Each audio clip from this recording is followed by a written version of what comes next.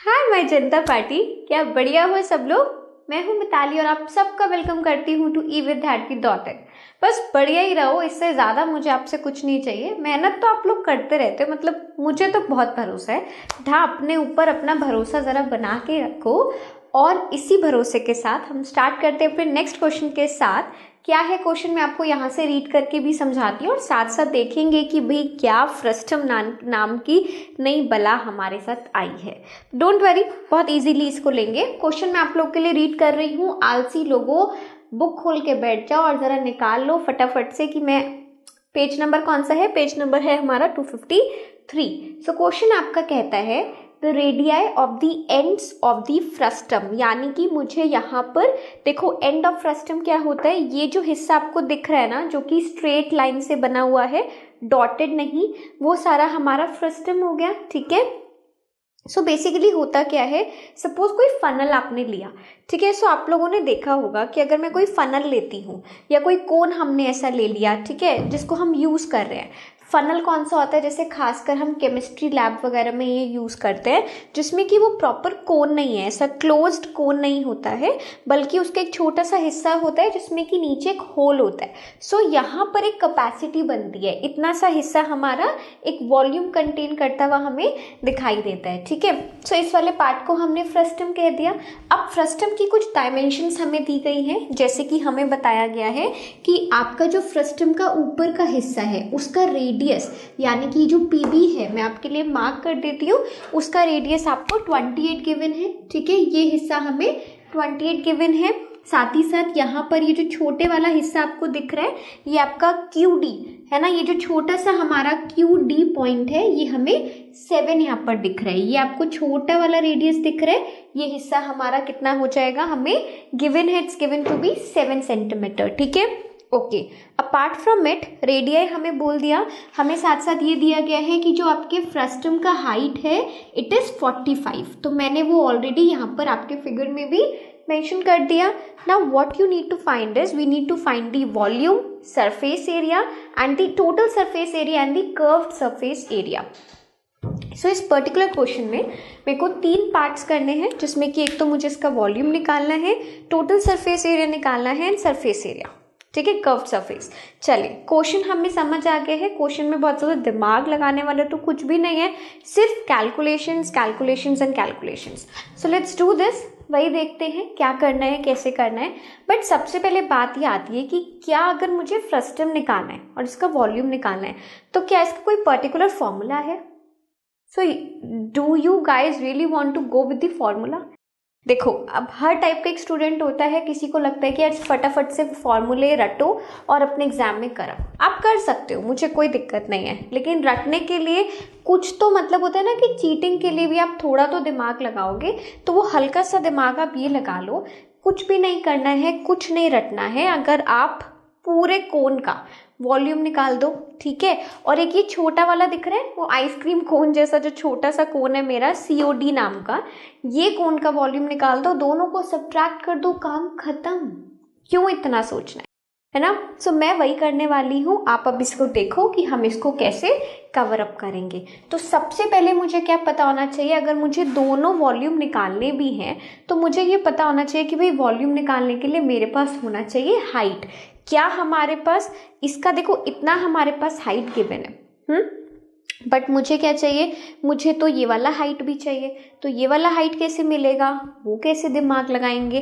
तो मैं देखो यहाँ पर क्या कर रही हूँ, मैं एक छोटा सा ट्राइंगल कंसीडर कर रही हूँ। कौन सा triangle, I am going to consider this COD। ठीक है। सो मैं एक छोटा सा आपका एक ट्राइंगल यहाँ पर कंसीडर कर रही हूँ, COD। ट्राइंगल छोड़ो, ट्राइंगल ना बोल के हम ऐसा काम करते हैं, ट्राइंगल हम बाद में लेंगे। और ट्राइंगल अगर आप ध्यान से देखोगे ना, तो ये जो मेरा बीच का पॉइंट है, ये D पॉइंट नहीं Q पॉइंट है। ठीक है। सो COQ मेरा ट्राइंगल बनेगा। बट सबसे पहले मैं ये वाला जो सबसे छोटा वाला कोन है ना, बारीक सा छोटा सा प्यारा सा, इसको कंसीडर करती हूँ और इसकी ना हाइट मुझे चाहिए। तो हाइट के लिए मैं क्या कर रही हूँ, इसकी हाइट को मैं H2 मान रही हूँ। ठीक है। अब आप देखो मैं यहाँ पे क्या लिखने वाली हूँ। सबसे पहले हम एक छोटा सा कोन कंसीडर करेंगे। कौन सा कोन है आपका, हमारा कोन है COD। कंसीडर कोण COD, ठीक है। अच्छा यहाँ पर लिख लेते हैं, कैश ऑन डिलीवरी नहीं चल रहा है यहाँ पर। सो मुझे पता है यहाँ पर ऐसे वाले जो कमेंट्स हैं वो मुझे सबसे ज़्यादा मिलते हैं उल्टे सीधे। तो COD हमने कोण अपना कंसीडर करा। अब इसमें जो मेरा हाइट मैं ले रही हूँ, क्योंकि आपको वॉल्यूम निकालने के लिए हाइट चाहिए, तो मैंने हाइट ले लिया H2, ठीक है। और एक मुझे रेडियस चाहिए। रेडियस मुझे कितना गिवन है? रेडियस मुझे ऑलरेडी 7 सेंटीमीटर गिवन है। एक तो मेरा ये काम हो गया। अब इसके बाद मैं क्या करूँगी, इसके बाद मैं अपना बड़े वाला कोण लेती हूँ, यानी कि AOP कोण को कंसीडर करें। तो चलो कंसीडर कोण AOB, ठीक है। अब यहाँ पर क्या होगा, यहाँ पर आप खुद देखो कि अगर मुझे हाइट चाहिए तो हाइट हम इसकी कैसे लेकर आ सकते हैं। भाई इसकी जो हाइट होगी वो मैं H1 मान लूँ, तो ये लो मैंने इसको H1 मान लिया। बट H1 किसके बराबर होगा? H1 होगा 45 plus H2। 45 plus H2 clearly दिख रहा है ना। तो ये हमारा H1 हो गया। और इसका रेडियस हमें कितना दे रखा है? रेडियस बड़े वाले कोण का आपका रेडियस हमें दे रखा है 28। R1 R2 ले लो, कुछ भी ले लो। अब ये H1 है ना, हमने इसको H1 लिया है, तो आप इसको R1 लिखना, ठीक है। और अगर इसको हम मेंशन करेंगे तो इसको R2 मेंशन करना। ये सब कुछ मैं आपके लिए रफ में लिख रही हूँ, वहाँ जाके ऐसे ब्रैकेट में मत लिखा ना। आप जैसे मर्जी इसको R1 R2 बोलो, R3 R4 बोलो, R स्मॉल कोण बड़ा कोण बोलो, हार्डली इट मैटर्स, कोई फ़र्क नहीं पड़ता उससे। तो अभी तक हमने क्या किया है, हमने ना अपने रेडियस और हाइट को नाप लिया है, यानी कि ले लिया है। अब उसका कोई रीज़न मुझे बता सकता है कि मैंने हाइट के साथ या रेडियस के साथ क्या मैं चाहती क्या हूँ। वॉल्यूम निकालना है मुझे, बट वॉल्यूम के लिए मेरे पास पहले अगर मैं अपने बड़े कोण को देखती हूँ, यानी कि इस वाले एरिया को अगर मैं देखती हूँ, तो इसका वॉल्यूम निकालने के लिए आई नीड द हाइट चाहिए मुझे। तभी मैं बड़े वाले में से छोटे को सब्ट्रैक्ट करूंगी तो ये हिस्से का वॉल्यूम आएगा। हाइट कैसे निकालेंगे? हाइट के लिए हमें सिमिलैरिटी की मदद लेनी पड़ेगी, ठीक है। और उस सिमिलैरिटी के लिए हम दो ट्राइंगल्स कंसीडर करेंगे। एक हम करेंगे COD और एक हम करेंगे AOP। एक काम करते हैं, यहाँ पर इसे कंसीडर करते हैं, ठीक है ना। आप लोग के सामने फिर H1 H2 क्या है सब आपके सामने रहने वाला है। So what I am going to do here is consider triangle. कौन सा ट्राइंगल भाई? एक मैं ले लेती हूँ AOP, ठीक है। आपका एक हमने ले लिया AOP और एक हमने ट्राइंगल ले लिया COQ। ये मैंने दूसरा ट्राइंगल ले लिया COQ। अब इसमें हमें क्या है, दोनों ट्राइंगल्स को अगर आप सिमिलर दिखाना चाहते हो तो हमें पता है कि भाई ये वाले जो ट्राइंगल्स हैं ये हमारे 90 डिग्री के तो होंगे ही, बिकॉज राइट सर्कुलर कोन है ना, इट्स गिवन। सो आप क्या करोगे, सिंपली है, अगर मैं बड़े वाला ले रही हूँ तो I am going to write angle APO। So angle APO जो मेरा है वो किसके बराबर है? एंगल CQO, ठीक है। CQO के इक्वल है। इसका रीजन क्या दोगे आप? इसका रीजन हम देंगे कि दोनों एंगल 90 डिग्री के हैं, ठीक है। और उसके बाद हमारे पास एक एंगल कॉमन आ रहा है, वो है AOP। अगर आप ध्यान से देखोगे ये एंगल दोनों में कॉमन है, COQ क्या लिखेंगे? कॉमन है। तो इसका मतलब क्या है? इसका मतलब ये है कि ट्राइंगल AOP इज सिमिलर। किसके सिमिलर है भाई आपका ट्राइंगल AOP? मैं थोड़ा सा इसको डार्क कर देती हूँ, है ना। Triangle AOP is similar to triangle COQ। और इससे मुझे क्या फ़ायदा मिला? इससे मुझे ये फ़ायदा मिला कि अब मैं रेशियोज ले सकती हूँ कॉरस्पॉन्डिंग साइड्स के, ठीक है। सो आपका जो AOP है उसमें अगर हम AO लेते हैं, है ना, AO यानी कि मैं इसका ये वाला हिस्सा ले रही हूँ तो हम दूसरे वाले ट्राइंगल का भी वही हिस्सा लेंगे, इज इक्वल्स टू CO, ठीक है। अच्छा यहाँ पर आप क्राइटेरिया लिख लो कि बाय AA, यानी कि एंगल से आपने दोनों को सिमिलर कर दिया। अब हम क्या कर रहे हैं, दोनों के डायमेंशंस ले रहे हैं। इसके बाद आप क्या ले लो, AP ले लो, यहाँ पर रेडियस है ना, और इसका भी अगर मैं रेडियस ले लूँगी तो क्या ले लूँगी, CQ ले लूँगी। क्या हमारे पास ये वैल्यूज़ है? बिल्कुल है। आप ध्यान से देखो AO हमारा क्या है भाई, AO। अच्छा एक काम करते हैं, हमें AO क्यों चाहिए? हमें तो हाइट निकालनी है ना, तो AO छोड़ो, आप यहाँ पे कंसीडर करो इसकी जगह पे PO, ठीक है, क्योंकि मुझे हाइट चाहिए और साथ ही साथ में हमें क्या चाहिए, हमें दूसरा वाला CO चाहिए। तो यहाँ पर मैंने एक छोटी सी गलती कर दी है। ओके, नहीं बिल्कुल गलती नहीं करी है, QO। यहाँ पर आप जो डायमेंशन लोगे ना हाइट के लिए वो लोगे QO, ठीक है। आप ध्यान रखिए, मेरे पास देखो इतना स्पेस नहीं था। आप अपनी बुक में फिगर भी देखोगे ना तो बहुत छोटी है, बहुत कॉम्प्लेक्स है। ये पॉइंट हमारा Q पॉइंट है, ठीक है। सो मेरा जो हाइट बना ना वो PO की तरह छोटे वाले हमारे कोन में या ट्राइंगल में QO बना है। Okay, so I am going to consider these two. मैं इन दोनों को कंसीडर करूंगी। कैसे कंसीडर करूंगी? AP कितना है हमारा, लेट्स सी। AP हमारे पास है 28। CQ कितना है देखें, चलो CQ हमारा हो गया 7, ठीक है भाई। अब PO कितना है इसको फिगर आउट करें। PO यानी कि पूरा, तो ये हमारे पास है 45 प्लस H2, ठीक है। और इसी के साथ अगर मैं देखती हूँ अपना QO, तो QO कितना है, ये हिस्सा है QO हमें क्या गिवन है, लेट्स सी, हमें Q गिवन है H2, तो बस उसको आप H2 ले लो। तो ये जो मेरा इक्वेशन अब आपके सामने आया है, इसको अगर हम पुट करेंगे तो इससे हम H2 का वैल्यू निकाल सकते हैं ना। चलो निकालते हैं। अब हमें क्या करना है, क्रॉस मल्टीप्लाई करो, ठीक है। मैं आपके लिए यहाँ पर एक बार फिर से मेंशन कर देती हूँ भाई, ये तो आपका कैंसिल आउट हो जाएगा अगर आप क्रॉस मल्टीप्लाई करोगे। तो हमारे पास क्या आएगा, मैं यहाँ पर लिख रही हूँ 4 इंटू H2, आपको दिख रहा है ना, तो 4H2 और नीचे कुछ नहीं है is equals to 45 plus H2। अब आपको क्या दिख रहा है कि भाई 4H2 को इधर लेके जाएंगे तो यहाँ पर 3H2 इक्वल्स टू 45 3 के टेबल में आता है ना, तो कितना आ जाएगा आपका, यहाँ पे कैंसिल आउट करेंगे, क्या आ जाएगा 1 5 15, ठीक है। सो 3 5 से 15, तो H2 हमारे पास कितना आ गया है, H2 हमारा आ गया है 15 सेंटीमीटर। और इसी के हिसाब से अगर आप H1 निकालोगे तो वो कितना था, 45 plus 15 which is equals to 60 centimetre. तो आप अब ये देखो कि मेरा जो बड़े वाला कोन है ना, जो पूरा मुझे AOP के रूप में दिख रहा है या फिर AOB के रूप में जो हमें दिख रहा है, वो उसका हाइट हमारे पास आ गया 60 सेंटीमीटर। और अगर मैं अपने छोटे वाले कोन को देखती हूँ ना, इस वाले हिस्से को अगर मैं देखती हूँ तो इसका हाइट भी हमारे पास 15 आ गया है ना। तो अब दोनों का वॉल्यूम निकालना आसान हो जाएगा।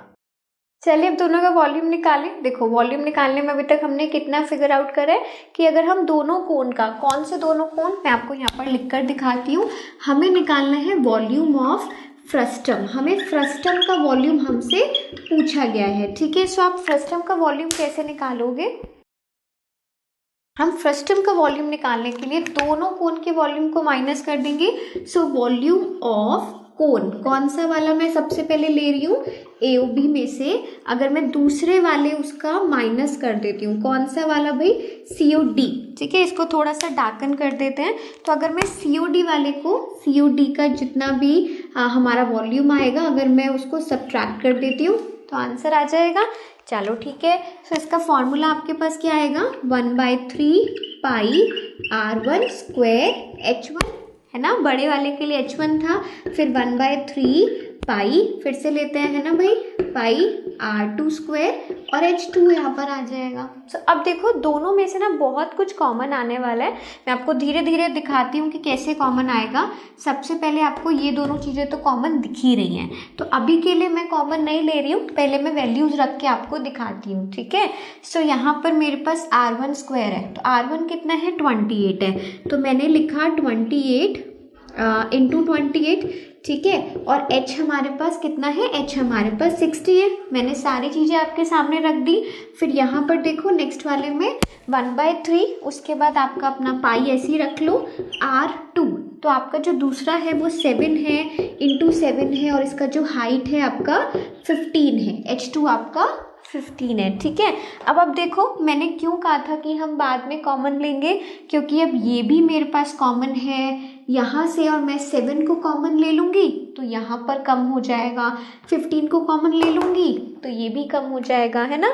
सो दैट इज़ वाई मैंने यहाँ पर कुछ चीज़ें छोड़ दी थी। अब आप देखो 1/3 इंटू 22/7, एक तो मैंने ये कॉमन लिया, फिर मैंने यहाँ से 7 कॉमन ले लिया 2 बार, ठीक है। फिर मैंने एक 15 कॉमन ले लिया।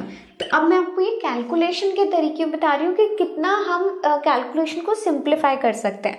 अब ये हमने ले लिया 28 7 की टेबल में आता है ना 4 4 जा, तो 4 × 4 और अच्छा एक और चीज़ रह गई है 15 के टेबल में 60 कब आता है 4 जा, तो 15 4 जा 60 होता है।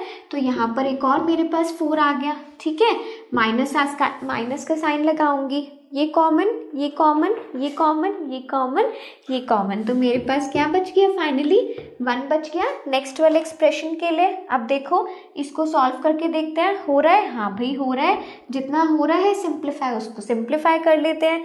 फाइनली मेरे पास तो मुझे दिख रहा है 35 × 22। अब आपको एक छोटी सी कैलकुलेशन में सिखाती हूँ। देखो 22 × 35 है ना, आप क्या करो, इतना बड़ा कैलकुलेशन मुझे नहीं करना। What I am going to do is 2 का है ना, ये मतलब 2 का एक फैक्टर है या एक मल्टीपल है, तो हम यहाँ पे क्या करेंगे, यहाँ से ज़रा 2 उठाओ अपने माइंड में। बड़े अच्छा सा ट्रिक मैं आपको समझा रही हूँ, ईजी हो जाएंगे आपकी कैलकुलेशंस। 2 यहाँ पर भेज दो, 35 × 2 हो जाएगा, ऐसे लिख सकती हूँ मैं, है ना। तो ये आपका कितना बना 70 बना। ठीक है, अब आप देखो 11 × 70 कितना आसान है, तो मेरे पास क्या आ जाएगा 770।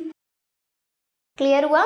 तो ऐसे थोड़ा सा हम अपनी कैलकुलेशंस को इजी कर सकते हैं। 7 5 जा 35, 35 को अगर हम 2 से करेंगे तो 70 आ जाएगा, 70 को 11 से करेंगे तो हमारे पास यहाँ पर आएगा भाई 770। ठीक है, यहाँ पर नीचे तो कुछ बचा ही नहीं है, और ब्रैकेट में हमारे पास 4 का क्यूब कितना होता है 64, 4 4 जा 16 × 4 64, 64 - 1 विल बी 63। तो मुझे फाइनली क्या सॉल्व करना है, दिस मच। ठीक है, तो जब आप इसको मल्टीप्लाई करोगे आपका आंसर आ जाएगा 48510। और ये क्या आया है, ये आया है हमारे फ्रस्टम का वॉल्यूम, क्योंकि सारी जो डायमेंशंस है हमारी सेंटीमीटर में है, इसका मतलब हमारा आंसर आया है सेंटीमीटर क्यूब में, and that is your answer. ठीक है, so this is how you have to calculate these questions, but इसका अभी सिर्फ फर्स्ट पार्ट हुआ है। Let's come up with the second part. चलिए स्टार्ट करें अब सेकंड पार्ट के लिए। अब हमें नेक्स्ट पार्ट में क्या निकालना है, अब हमें निकालना है कर्व्ड सरफेस एरिया। वॉल्यूम हमने निकाल लिया, हमें पता है वॉल्यूम निकालने के लिए यानी कि कैपेसिटी भी अगर मुझे निकालनी है तब भी मुझे दोनों को माइनस करना होगा, बड़े में से छोटे वाले हिस्से को, तो मेरे को ये बीच के हिस्से का वॉल्यूम मिलेगा। बिल्कुल उसी तरीके से आप देखो कि अगर मुझे कर्व्ड सरफेस एरिया भी निकालना है यानी कि ये हिस्सा, ठीक है ना, तो कितना ये एरिया है, अगर मुझे इसका कर्व्ड सरफेस भी निकालना है तो भी मुझे क्या करना होगा, सब्ट्रैक्ट करना होगा। बट उससे पहले हमें क्या पता होना चाहिए कि AOB का कर्व्ड सरफेस एरिया कितना है। तो अगर मैं सबसे पहले curved surface area of AOB लेती हूँ, ठीक है, तो हमारे पास फॉर्मूला क्या होता है, πr/l। कर्व्ड सरफेस का आपको पता है, तो πr1 L1 लिख सकते हैं, बट हमें L नहीं पता, तो L कैसे निकालेंगे। तो मैं यहाँ पर, क्योंकि देखो आप ध्यान से देखो, मैं आपको यहाँ पर रफ में करके दिखा देती हूँ। अगर सपोज मुझे स्लैंटिंग हाइट निकालनी है, स्लैंट हाइट निकालनी है, तो वो L होता है। अब L क्या होता है आपको पता है, हाइट और बेस का स्क्वायर, परपेंडिकुलर से आप निकाल सकते हो। तो अगर मैं अपना हाइट देखूंगी और बेस का स्क्वायर देखूंगी तो मेरे पास L आ जाएगा। ठीक है ना, अब यहाँ पर देखते हैं, चलिए। सो हाइट हमारे पास क्या है, मैं यहाँ पर डायरेक्टली उसको पुट कर सकती हूँ। हाइट हमारी हो जाएगी यहाँ पर PO, ठीक है, और अगर मैं बेस की बात करती हूँ तो वो AP हो जाएगा। सो बेसिकली मैं कर क्या रही हूँ, PO कितना है हमारे पास, PO हमारे पास हो जाएगा, यहाँ पे मैं रफ में निकाल देती हूँ। ठीक है, आप इसको अलग से कर सकते हो कि L इक्वल्स टू, इस तरीके से आप पूरा फाइंड आउट कर सकते हो, डायरेक्टली इसमें वैल्यू पुट कर दो। ठीक है, सो हाइट हमारा कितना हो जाएगा, हाइट हमारा पहले वन का है, बेस भी हमारे फर्स्ट वाले का है। अगर आप चाहते हो तो यहाँ पर H1 की जगह पे हम PU भी मेंशन कर सकते हैं। ठीक है, सो वो हमारे पास 60 का स्क्वायर है। ठीक है, और अगर आप बेस को देखोगे तो वो हमारे पास 28 का स्क्वायर है। अब बहुत ध्यान से हम लोग देखेंगे 60 और 28 में भी मैं कुछ ना कुछ कॉमन ले सकती हूँ। कैसे करके देखना है, ये देखो 60 कैसे बना, 4 × 15 का स्क्वायर, तो मैं यहाँ पर दोनों को इंडिविजुअली स्क्वायर्स में लिख सकती हूँ। ऐसे हम लिख सकते हैं 4 का स्क्वायर एंड 15 का स्क्वायर, ठीक है। फिर उसके बाद यहाँ पर 4 का स्क्वायर और 7 का स्क्वायर हम यहाँ पे लिख सकते हैं ना, क्योंकि 4 इंटू 7 इज 28, तो 28 का स्क्वायर है तो इंडिविजुअल नंबर्स का स्क्वायर हो जाएगा। अब आप यहाँ पे देखो कि मैं क्या कर सकती हूँ, 4 स्क्वायर को कॉमन ले लूँ। चलो 4 स्क्वायर को मैंने कॉमन ले लिया, तो हमारे पास क्या बचा, हमारे पास बचा 15 का स्क्वायर विच इज 225 और 7 का स्क्वायर विच इज 49। अब यहाँ क्या हो जाएगा, 4 का स्क्वायर है तो 4 बच जाएगा ना, बाहर आ जाएगा, स्क्वायर हट जाएगा, तो हमारे पास अंडर रूट में क्या बच जाएगा, यानी कि अगर मैं अंडर रूट को हटाती हूँ it will be 4 into under root. अब इसको ऐड करें, 9 प्लस 4 पूरा ऐड करोगे इट विल बी 274। आप चेक कर लो, ठीक है ना।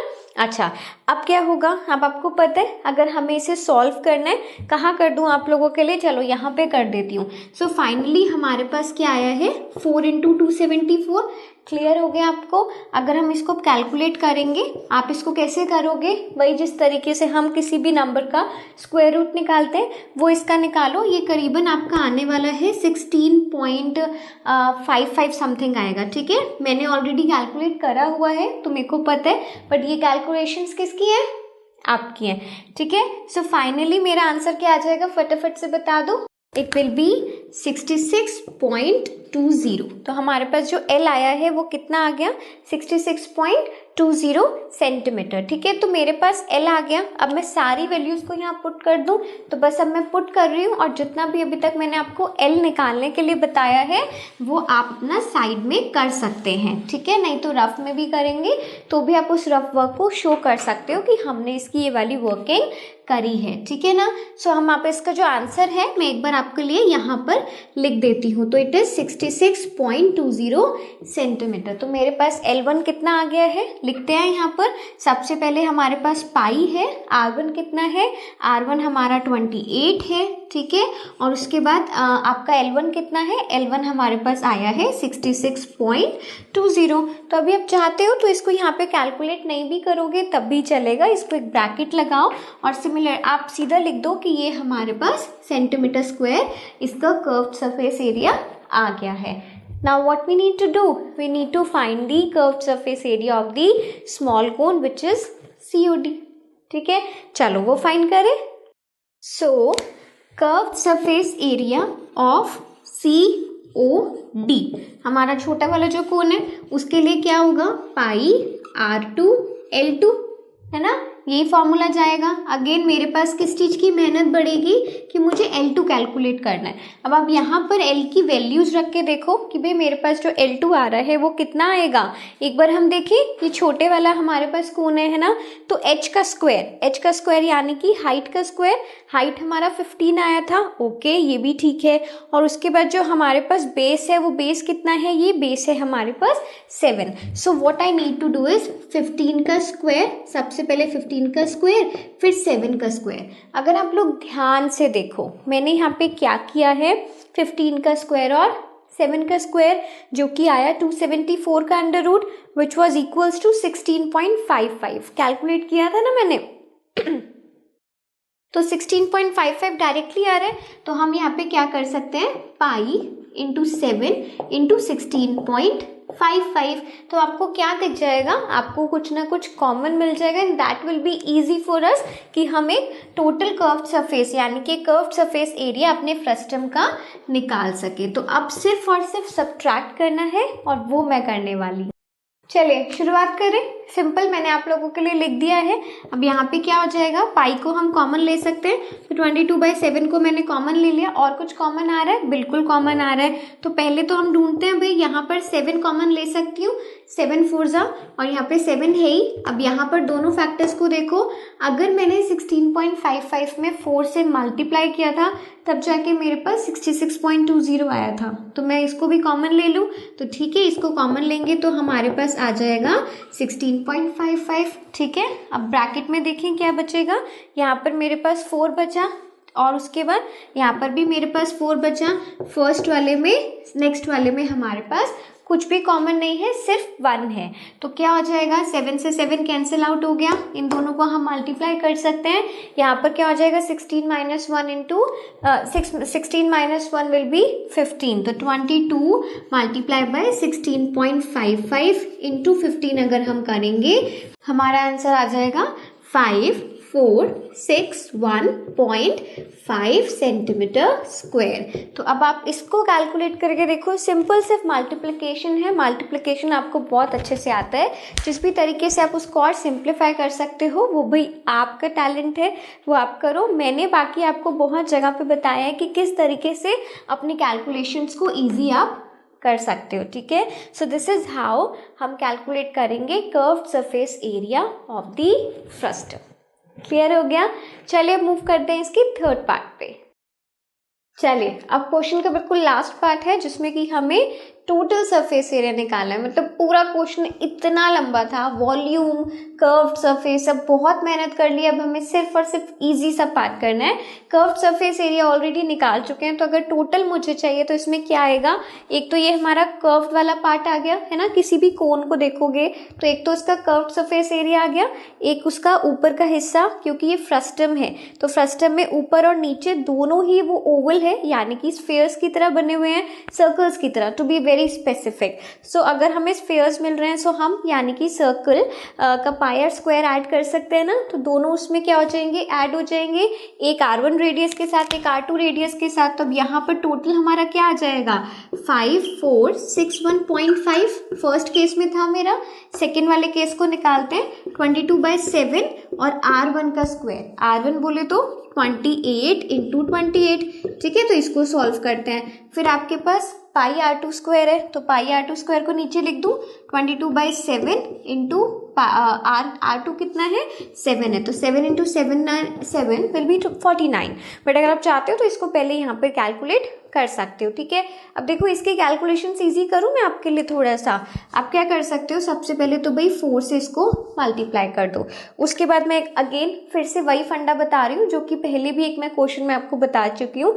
यहाँ से देखो 22 से मल्टीप्लाई करने में टाइम लगेगा, है ना, या फिर आप अगर माइंड में करोगे भी तो फिर भी 22 से मल्टीप्लाई कर रहे हो। बट मैं और इजी बना सकती हूँ, तो हम क्या कर रहे हैं, यहाँ से एक 2 निकाल लूँ तो यहाँ पे 11 बच जाएगा और 2 इसको दे दो, 8 हो गया। तो बेसिकली मुझे 28 को 8 से मल्टीप्लाई करना है, मैं करती हूँ, ठीक है। अगर आपको ऐसे करना है ऐसे करो, माइंड में कर सकते हो, कैसे भी, मैं आपको फिर भी करके दिखा रही हूँ। 8 8 16 आ गया, 8 8 64, ठीक है। 8 2 16, 16 प्लस 6 कितना हो गया, 22। तो मेरे पास क्या आ गया, 224 आ गया। सो अब देखो मैं यहाँ पे लिखती हूँ आप लोगों के लिए 5461.5। अब हमने क्या किया, हमने 11 मल्टीप्लाई बाय, यहाँ का 11 छोड़ दिया था, बाकी हमने सब ले लिया 224। तो हमें ना देखो सिर्फ इसको मल्टीप्लाई करना है। यहाँ पर आप सॉल्व कर लो, ये तो जितना आएगा ये आप कर लो। देखो इसको भी करने का वही तरीका है, 22 को 7 से डायरेक्टली करोगे तब भी आंसर आ जाएगा, नहीं तो क्या करो, यहाँ से 2 लो, 14 बनाओ। 14 को अगर आप 11 से करोगे तो आपके 14 को 11 से मल्टीप्लाई करेंगे तो आंसर आपका आएगा 154। तो वो मैं आपको नहीं करके दिखा रही हूँ, मैं आपको ये वाला मुश्किल वाला थोड़ा सा करती हूँ, ये आप और इजी है, आप अपने आप कर पाओगे, ठीक है ना। सो देखो मैं यहाँ पर आपका ये वाला लिख देती हूँ, ये हो गया 154। ये कैलकुलेट करके दिखाऊं, इधर देखो, अगर मेरे पास 11 इंटू 224 है तो यहाँ से स्टार्ट करना है, ठीक है। देखो सबसे पहले लास्ट डिजिट को ऐसे ही लिख दो, 4 प्लस 2 करूँगी 6 आएगा, 2 प्लस 2 करूँगी 4 आएगा। अब इसके पास तो प्लस करने के लिए कुछ नहीं बचा ना, तो इसको ऐसे ही लिख दो, तो आंसर आ गया 2464। तो अगर हम 224 को 11 से मल्टीप्लाई करेंगे आंसर कितना आएगा, 2464। तो अब मेरे पास तीनों नंबर्स आ चुके हैं, 5461.5, एक आपका आया है 2464, ठीक है। तो अब आपको क्या करना है, सिर्फ और सिर्फ इनको ऐड करना है, और ऐड करके जो भी आंसर आ रहा है मेरे को जल्दी से एक बार बता दो। और आंसर वुड बी 8079.5। ठीक है। और क्योंकि ये आपका टोटल सरफेस एरिया है और वो एरिया है, तो इसलिए हमारा जो यूनिट उसमें लगेगा वो होगा सेंटीमीटर स्क्वायर का, ठीक है ना। सो ये आपको इस तरीके से कैलकुलेशंस करनी चाहिए। कैलकुलेशंस करनी 11 के साथ तो बहुत ही आसान है। सो जनरली जब भी आपके पास कोई ऐसे टाइप का क्वेश्चन आता है ना जिसमें कि आप पाई की मदद ले रहे हो, तो पाई का वैल्यू अगर आप 22/7 रख रहे हो, it would be dam easy, because आप 11 का मल्टीपल बनाओ उसको, है ना। 2 को कहीं पे ले लो, मल्टीप्लाई कर दो पहले से ही। सो ये सब ट्रिक्स थोड़ा फटाफट करने के लिए होता है, जल्दी करने के लिए होता है, गलती नहीं करनी है, प्रैक्टिस के साथ करना है। आप मेरे छोटे छोटे पॉइंट्स को देख सकते हो कि किस तरीके से मैंने यहाँ पर आपको ये करके दिखाया है। दैट्स ऑल, ठीक है। सो चलिए भाई, इस बड़े से लंबे चौड़े से क्वेश्चन को भी हमने बहुत ईजी से कर लिया है। अब मिलते हैं आप लोगों से नेक्स्ट क्वेश्चन में। तब तक के लिए everyone keep planning, have fun, take care.